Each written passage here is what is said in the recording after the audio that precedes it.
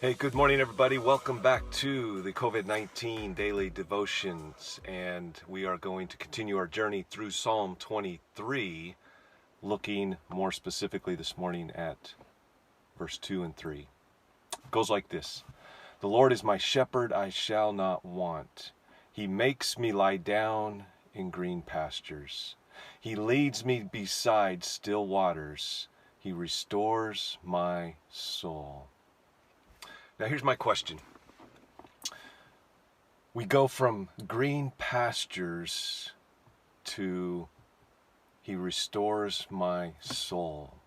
What happened? What happened in between this secure, green, lush, lying down to needing our souls to be restored?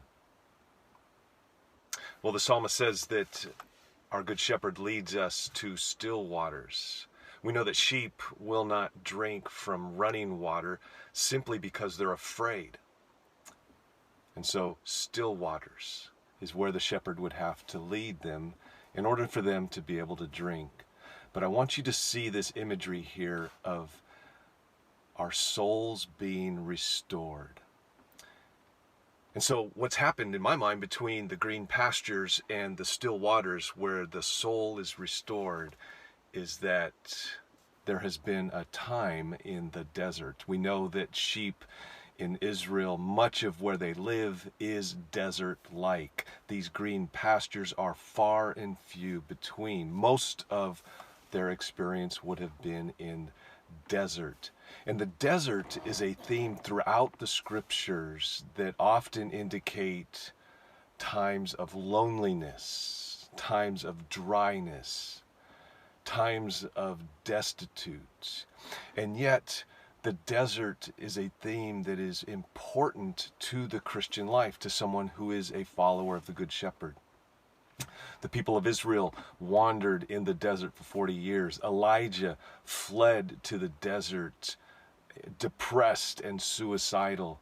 And even Jesus, after he was baptized, went to be alone in the desert. There's something that takes place in the desert that is difficult, that is dangerous, but yet necessary. See, in the desert, we're challenged to relate to God through faith alone, not our feelings. And I love the quote, and I don't remember who said it, but God sometimes leads us to the desert to make us thirsty. John of the Cross was a Carmelite monk. He was highly influenced by Teresa of Avila, and he lived and wrote during the late 1500s. And if you're familiar with that date, in Germany there is a Protestant revolution taking place, and at the same time in many other parts of Europe and the world there was this counter revolution going on. Actually, within the Catholic Church there was this movement back to the important things, to the essential things. Essentially, the Catholic Church had become institutionalized, and so people like Teresa of Avila and John of the Cross were trying to restore true spirituality, and they wrote in-depthly about intimacy with Christ and what it meant to grow and mature in the Christian life. And John of the Cross wrote this beautiful but dark and disturbing book called The Dark Night of the Soul. I want to read a quote from that book to you. He says, "After a soul has been converted by God, that soul is nurtured and caressed by the Spirit. Like a loving mother, God cares for and comforts the infant soul by feeding it spiritual milk. Such souls will find great delight in this stage. They will begin praying with great urgency and perseverance. They will engage in all kinds of religious activities because of the joy they experience in them." Maybe you can relate to that. Maybe you can relate to the early days, the early months, or even years of your walk with Jesus. There was delight, there was joy, there was this sense of God's presence. But John of the Cross goes on and he says this: "But there will come a time when God will bid them to grow deeper. Listen to what he does.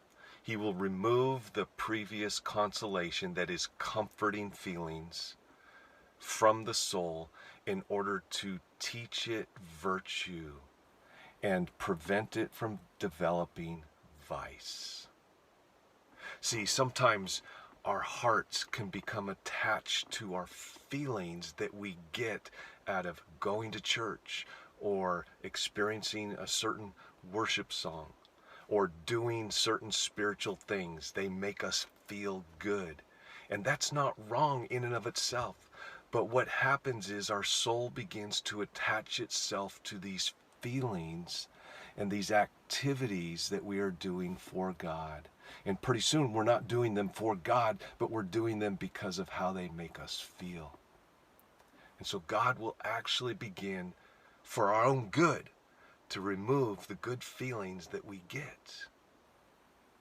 And that is so important. And any of you who have raised kids, you understand how important it is to help them grow and mature. One of my favorite Catholic writers is a guy named Henry Nouwen. And Henry Nouwen was a priest, and he struggled immensely with many things: loneliness, isolation, identity issues, sexuality issues.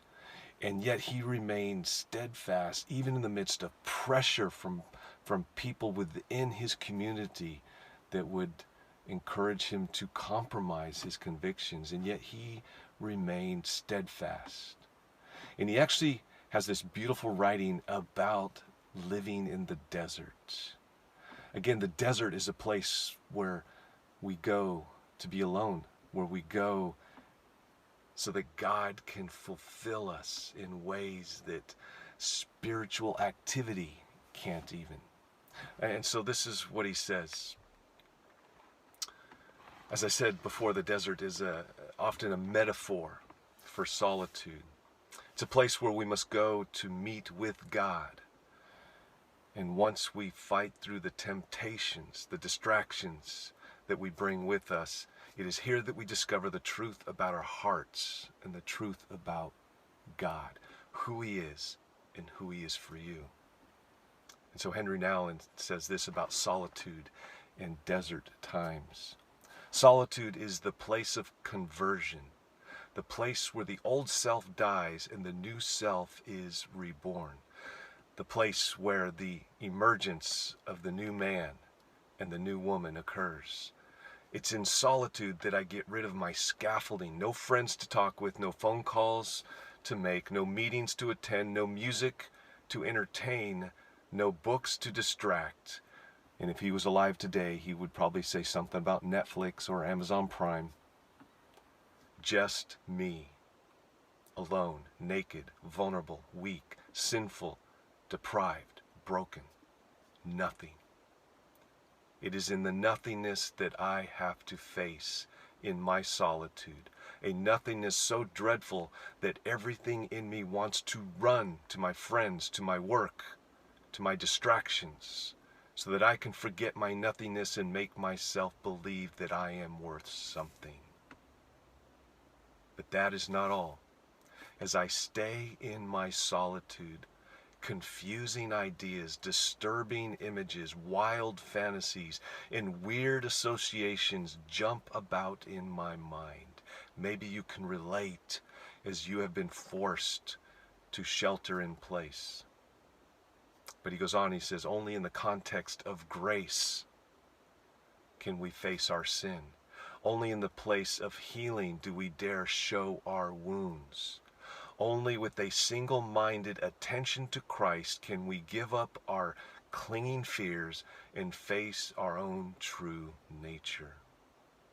As we come to realize that it is not we who live, but Christ who lives in us, that he is our true self, we can slowly let our compulsions melt away and begin to experience the freedom of the children of God. Without such a desert, we will lose our own soul while preaching the gospel to others. Solitude is not simply a means to an end. Solitude is its own end. It is the place where Christ remodels us in his own image and frees us from the victimizing compulsions of the world. Solitude is the place of our salvation. And so let me ask you today, as perhaps you can relate to the chaos, the distractions, the disturbance going on beneath the surface of your soul. What is it that the Good Shepherd is wanting to do in your soul? What attachments is he inviting you to let go of today? You know, I've often said that we live in a loud world and we live in a fast world. And maybe the thing that we struggle with the most in our modern American culture is that we are distracted. Don't let this season go to waste. Don't let this feeling of being in the desert go to waste. God is on the move in you, and he is wanting to do a deep work in your life. So he's inviting you. Sit, wait, rest in the desert, in the darkness, and let God do his perfect work in you. The Lord bless you and keep you. The Lord lift up his countenance upon you and give you peace. Shalom, everyone. God bless.